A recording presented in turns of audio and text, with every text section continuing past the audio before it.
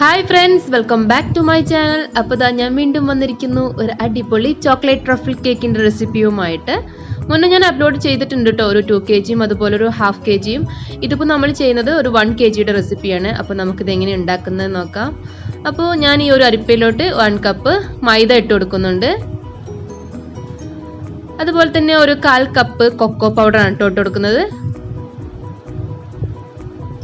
ഇനി ഇതിലേക്ക് 1 teaspoon baking powder കൂടെ ഇട്ട് കൊടുക്കാം. ഇനി ഇതെല്ലാം കൂടെ നമുക്ക് നന്നായിട്ടൊന്ന് അരിച്ചെടുക്കണം. അപ്പോൾ ഇതുപോലെ ഒന്ന് അരിച്ചതിന് ശേഷം നമുക്ക് ഒരു ബൗൾ വിസ്ക് എടുത്തിട്ട് നന്നായിട്ടൊന്ന് മിക്സ് ചെയ്ത് കൊടുത്താൽ മതി കേട്ടോ. അല്ലെങ്കിൽ ഒരു 3 പ്രാവശ്യം അരിച്ച് മാറ്റി വെക്കുക. അപ്പോൾ ഞാനിതൊരു സൈഡിലോട്ട് മാറ്റിയിട്ടുണ്ട്. ഇനി ഞാനിവിടെ ഒരു സ്റ്റാൻഡ് മിക്സർ ആണ് എടുത്തിട്ടുള്ളത്. അപ്പോൾ അതിലേക്ക് ഒരു 4 മുട്ട പൊട്ടിച്ചൊഴിച്ചിട്ടുണ്ട്. അതിൻ്റെ കൂടെ ഒരു 1/4 ടീസ്പൂൺ ഉപ്പും കൂടെ ഇട്ടിട്ട് നമുക്കിതൊന്ന് ബീറ്റ് ചെയ്ത് തുടങ്ങാം. അപ്പോൾ മുട്ട ബീറ്റ് ചെയ്യുന്ന കൂടെ തന്നെ നമുക്ക് ഇതിലേക്ക് ഒരു ടീസ്പൂൺ വാനില എസൻസും കൂടെ ചേർത്ത് കൊടുക്കാം. ഇങ്ങനെ ചേർത്ത് കൊടുക്കുമ്പം ആദ്യം തന്നെ മുട്ടയുടെ കൂടെ ഇങ്ങനെ ചേർക്കുമ്പം മുട്ടയുടെ ആ ഒരു സ്മെല്ലൊന്ന് പോയി കിട്ടും കേട്ടോ. ഇനി ഇതിലേക്ക് 1 കപ്പ് പൊടിച്ച പഞ്ചസാര നമുക്ക് കുറേശ്ശെയായിട്ട് ചേർത്ത് കൊടുക്കാം.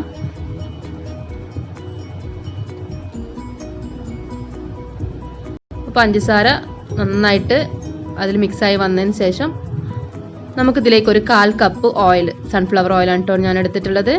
നമ്മൾ ബീറ്റർ ഒന്ന് ലോ സ്പീഡ് ആക്കിയതിന് ശേഷം വേണം കേട്ടോ ഓയിൽ ഒഴിച്ചു കൊടുക്കാനായിട്ട്. ഓയിൽ ഒഴിച്ചൊന്ന് ജസ്റ്റ് മിക്സ് ആയാൽ മതി. നമുക്ക് ഇനി ബീറ്ററൊക്കെ മാറ്റി വെക്കാം. ഇനി നമ്മൾ അരിച്ച് വെച്ചിട്ടുള്ള മൈദക്കൂട്ട് നമ്മൾ ബാറ്ററിലോട്ട് ഇട്ടിട്ട് കട്ട് ആൻഡ് ഫോൾഡ് മെത്തേഡിൽ ഒന്ന് മിക്സ് ചെയ്ത് കൊടുക്കണം.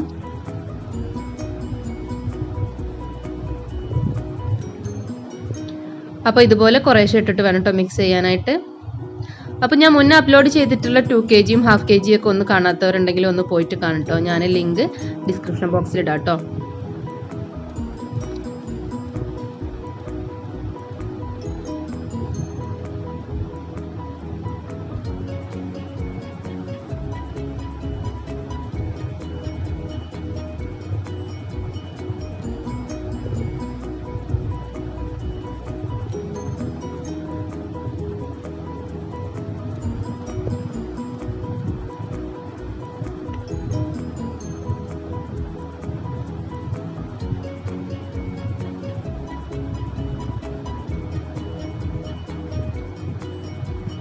ഇപ്പോൾ ഞാൻ 8 ഇഞ്ച് മോൾഡിലേക്കാണ് കേട്ടോ ഇത് ഒഴിച്ചു കൊടുക്കുന്നത്. അപ്പോൾ ഇതൊരു ഹാർട്ട് ഷേപ്പിലുള്ള മോൾഡാണ്. അപ്പോൾ നേരത്തെ തന്നെ ബട്ടർ പേപ്പറൊക്കെ ഒഴിച്ച് ഗ്രീസ് ചെയ്ത് വെച്ചിട്ടുണ്ട്.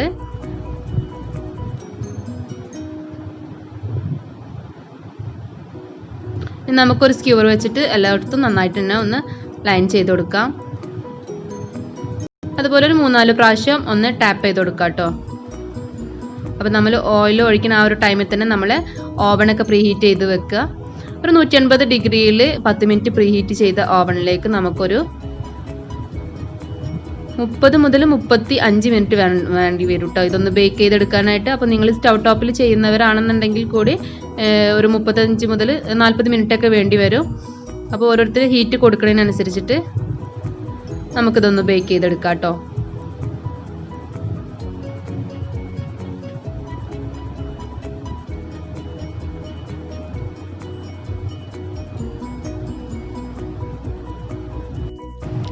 അങ്ങനെ ഒരു 35 മിനിറ്റിന് ശേഷം നമ്മളെ കേക്ക് നന്നായിട്ട് ബേക്കായി കിട്ടിയിട്ടുണ്ട് കേട്ടോ. നന്നായിട്ട് പൊങ്ങി വന്നിട്ടുണ്ട്.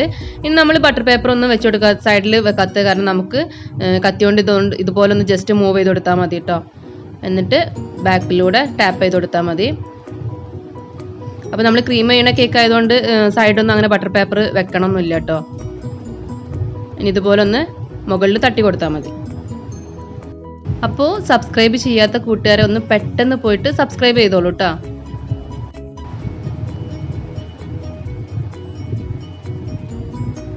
അപ്പോൾ നമ്മളെ കേക്ക് നന്നായിട്ട് റെഡിയായി കിട്ടിയിട്ടുണ്ട്. നമുക്കിനി ബട്ടർ പേപ്പറൊക്കെ ഒന്ന് മാറ്റി കൊടുക്കാം.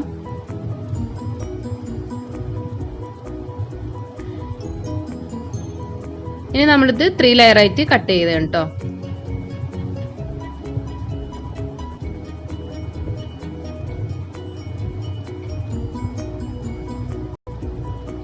അപ്പോൾ നല്ല സോഫ്റ്റ് ആയതുകൊണ്ടാണ് കേട്ടോ അങ്ങനെ പൊടിഞ്ഞ് പോകുന്നത് നമ്മളെ കേക്ക്.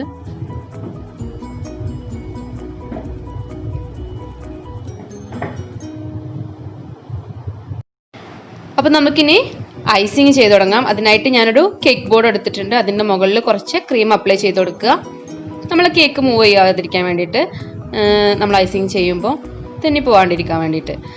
അപ്പോൾ ഇതിൽ ക്രീം എന്ന് പറയുന്നത് വിപ്പിംഗ് ക്രീമിൻ്റെ കൂടെ ചോക്ലേറ്റ് ഗനാഷും കൂടെ ഫില്ല് ചെയ്തിട്ടുള്ളതാണ് കേട്ടോ. അപ്പോൾ 2 കേക്കിലും ഞാൻ ആ ഒരു ക്രീം കാണിച്ചിട്ടുണ്ട്. അപ്പോൾ അതുകൊണ്ടാണ് ഇതിൽ ഡീറ്റെയിൽഡ് ആയിട്ട് കാണിക്കാത്തത് കേട്ടോ.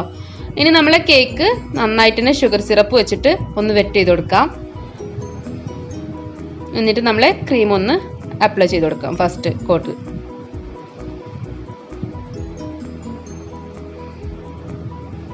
ഇനി ഇതിൻ്റെ ഉള്ളിൽ ഫില്ലിങ്ങും നമ്മൾ ചോക്ലേറ്റ് ഗനാഷനാണ് കൊടുക്കുന്നത്. ആ ചോക്ലേറ്റിൽ നമ്മൾ വിപ്പിംഗ് ക്രീം ചേർക്കില്ല കേട്ടോ. വിപ്പിംഗ് ക്രീം ചേർക്കാതെ നോർമൽ ചോക്ലേറ്റ് മാത്രം മെൽറ്റ് ചെയ്തെടുത്തിട്ടുള്ളതാണ്. അപ്പോൾ അതും ഡാർക്ക് ചോക്ലേറ്റ് തന്നെയാണ് കേട്ടോ ഞാൻ കൊടുത്തിട്ടുള്ളത്. ഇനി അങ്ങനെയല്ല, നിങ്ങൾക്ക് ചോക്ലേറ്റ് ഗ്രേറ്റ് ചെയ്തിട്ട് വേണമെങ്കിൽ ഇടണമെങ്കിൽ അങ്ങനെയും ചെയ്യാം കേട്ടോ.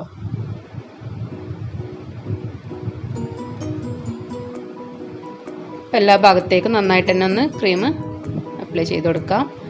ഇനി നമ്മൾ സെക്കൻഡ് ലെയർ വെച്ച് കൊടുക്കാം. അതും ഷുഗർ സിറപ്പ് വെച്ചിട്ട് നന്നായിട്ട് തന്നെ ഒന്ന് വെറ്റ് ചെയ്ത് കൊടുക്കാം.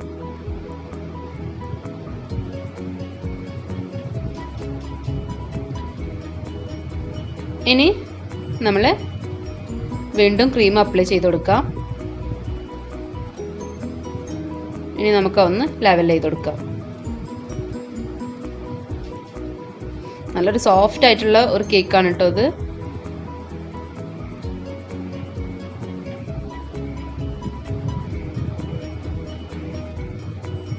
ഇനി നമ്മൾ ചോക്ലേറ്റ് ഒഴിച്ചു കൊടുക്കാം, മെൽറ്റ് ചെയ്തത്.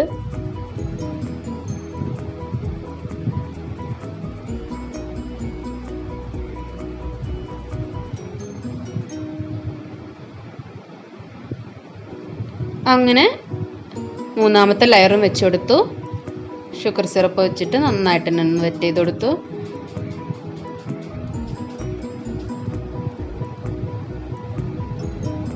ഇനി നമ്മൾ കേക്ക് ഫുള്ളായിട്ട് തന്നെ ക്രീം വെച്ചിട്ട് ഒന്ന് കവർ ചെയ്ത് കൊടുക്കാം.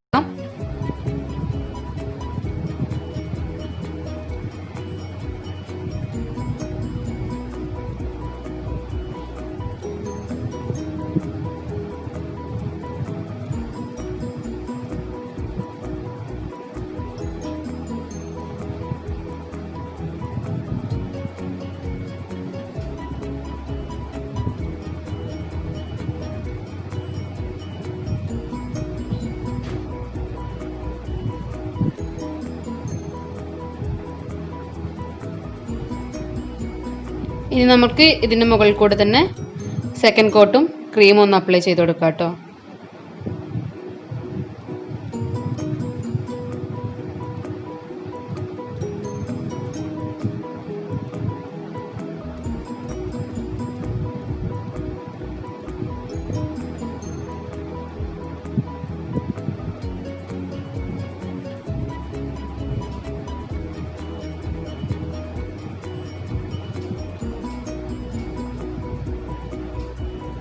നമ്മൾ സ്ക്രാപ്പറൊക്കെ വെച്ചിട്ട് നന്നായിട്ട് തന്നെ ഒന്ന് ലെവൽ ചെയ്തെടുക്കണം.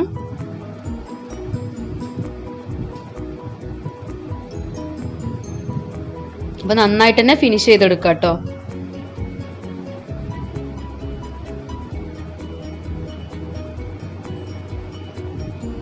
നന്നായിട്ട് ഫിനിഷ് ചെയ്തിട്ട് നമുക്കിതൊന്ന് ക്ലീൻ ചെയ്തിട്ട്, ബോർഡ് ക്ലീൻ ചെയ്തിട്ട് ഒന്ന് അരമണിക്കൂർ ഒന്ന് ഫ്രിഡ്ജിൽ വെക്കാം.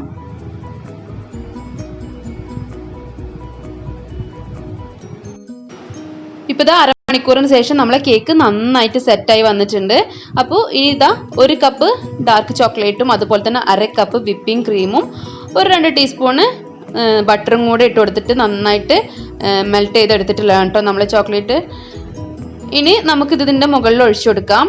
അപ്പോൾ ഈ ഒരു ഗനാഷ് നന്നായിട്ട് ചൂടറിയതിന് ശേഷം വേണം കേട്ടോ ഒഴിക്കാനായിട്ട്. അതുപോലെ കേക്ക് നല്ല തണുപ്പുണ്ടായിരിക്കണം.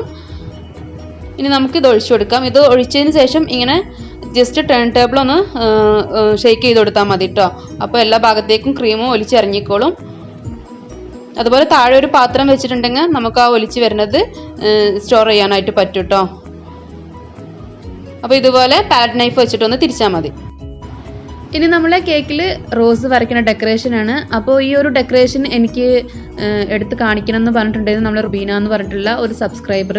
അപ്പോൾ വീഡിയോ ഞാൻ മുന്നേ എടുത്ത് വെച്ചിട്ടുള്ളതാണ്, പക്ഷേ അപ്ലോഡ് ചെയ്യാൻ വേണ്ടി ഒരുപാട് ലേറ്റ് ആയിട്ടുണ്ട്. അപ്പോൾ ഈ ഒരു നോസിലിൻ്റെ നമ്പറും ഞാൻ കാണിച്ചിട്ടുണ്ട്, നമ്മളെ ബ്ലൂബെറിയുടെ ആ ഒരു റെസിപ്പിയിൽ കാണിച്ചിട്ടുണ്ട്. 100N1 ആണ് കേട്ടോ നോസിൽ. ആ നോസിൽ വെച്ചിട്ട് തന്നെയാണ് ഞാൻ ഈ ഒരു റോസ് വരയ്ക്കണത്. കുഞ്ഞ് റോസാണ് വരച്ചു കൊടുക്കുന്നത്. അപ്പോൾ വരയ്ക്കണത് ഇതാ ഇതുപോലെയാണ്, ശ്രദ്ധിക്കുക. നമ്മൾ ആദ്യം ഒരു ബഡ് വരച്ചു കൊടുക്കുക, എന്നിട്ട് അത് സ്റ്റോപ്പ് ചെയ്യണം. അവിടെ നിന്ന് വീണ്ടും ഒരു പെറ്റൽ വരച്ചു കൊടുക്കുക, വീണ്ടും അത് സ്റ്റോപ്പ് ചെയ്ത് അവിടെ നിന്ന് വീണ്ടും ഒരു പെറ്റൽ വരച്ചു കൊടുക്കുക. അപ്പോൾ പലർക്കും ഇത് ശരിയാവണില്ല എന്ന് പറയുന്നുണ്ട്. അപ്പോൾ ഇത് ശരിക്കും നമ്മൾ പ്രാക്ടീസ് ചെയ്തിട്ട് റെഡി ആവണം തന്നെയാണ് കേട്ടോ. പിന്നെ അതുപോലെ പലരുടെയും ക്രീം ലൂസായി വരണു, ഒരു ഡെക്കറേഷൻ ചെയ്യുന്ന ടൈം ആകുമ്പോഴത്തേനും ക്രീം ലൂസ് ആവണം, കളർ ചേർത്താൽ ക്രീം ലൂസ് ആവണം എന്നൊക്കെയാണ് പരാതി പറയുന്നത്. അപ്പോൾ എന്താണെന്ന് വെച്ചാൽ നമ്മൾ ആദ്യം തന്നെ നമ്മൾക്ക് ഡെക്കറേഷൻ ചെയ്യാനുള്ള കുറച്ച് ക്രീമിൽ കളറാക്കിയിട്ട് ആദ്യം തന്നെ ഒരു പൈപ്പിംഗ് ബാഗിലാക്കിയിട്ട് മാറ്റി വെച്ചാൽ മതി കേട്ടോ. അപ്പോൾ പിന്നെ ക്രീം ലൂസ് ആവണ പ്രശ്നം വരില്ല. അല്ലാതെ നമ്മൾ ആദ്യം യൂസ് ചെയ്ത് ക്രീം ഫസ്റ്റ് ലെയറും സെക്കൻഡ് കോട്ടിങ്ങും ഒക്കെ എടുത്ത് ലാസ്റ്റ് എത്തുമ്പോഴത്തേക്കും നമ്മൾ ക്രീം ലൂസായിട്ടുണ്ടാകും. അതിലൂടെ നമ്മൾ പിന്നെയും കളർ മിക്സ് ചെയ്തിട്ട് ചേർക്കുമ്പോഴായിരിക്കും നമ്മളെ ക്രീം ലൂസായിട്ട് ഇതുപോലെ ഫ്ലവർ വരയ്ക്കാൻ പറ്റാതെ വരുന്നത്. അപ്പോൾ ഞാനിത് കേക്കിൻ്റെ ഒരു സൈഡിൽ ഫുള്ളായിട്ട് ഈ ഒരു റോസാണ് കേട്ടോ വരച്ചു കൊടുക്കുന്നത്. പിന്നെ നിങ്ങൾക്ക് ഇഷ്ടമുള്ളതുപോലെയൊക്കെ ഡെക്കറേഷൻ ചെയ്യാം കേട്ടോ.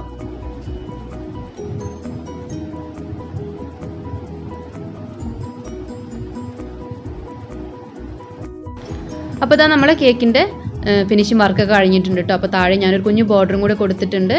അപ്പോൾ ഈ ഒരു വീഡിയോ നിങ്ങൾക്ക് ഇഷ്ടപ്പെടുകയാണെങ്കിൽ എന്നും പറയുന്നത് പോലെ തന്നെ ഒന്ന് ലൈക്ക് ചെയ്തേക്കുക. അതുപോലെ നിങ്ങളുടെ ഫ്രണ്ട്സ് ആൻഡ് ഫാമിലിക്ക് വേണ്ടിയിട്ടൊക്കെ ഒന്ന് ഷെയർ ചെയ്ത് കൊടുത്തിട്ട് വേണം കേട്ടോ കാണാൻ. പിന്നെ എൻ്റെ ചാനൽ ഇതുവരെ സബ്സ്ക്രൈബ് ചെയ്യാതൊക്കെ ആരെങ്കിലും കാണുന്നുണ്ടെങ്കിൽ ഒന്ന് സബ്സ്ക്രൈബ് ചെയ്തിട്ട് സപ്പോർട്ട് ചെയ്യുക. കൂടെ കാണുന്ന ബെല്ലൈക്കണിൽ ഓൾ എന്ന ഓപ്ഷനിൽ വേണം കേട്ടോ ക്ലിക്ക് ചെയ്യാനായിട്ട്. അപ്പോഴാണ് ഞാൻ പുതിയ വീഡിയോസൊക്കെ അപ്ലോഡ് ചെയ്യുമ്പോൾ നിങ്ങളുടെ ഫോണിൽ നോട്ടിഫിക്കേഷൻ കിട്ടുള്ളൂ. മറ്റൊരു നല്ല വീഡിയോയുമായി കാണുന്നത് വരേക്കും ബൈ ബൈ.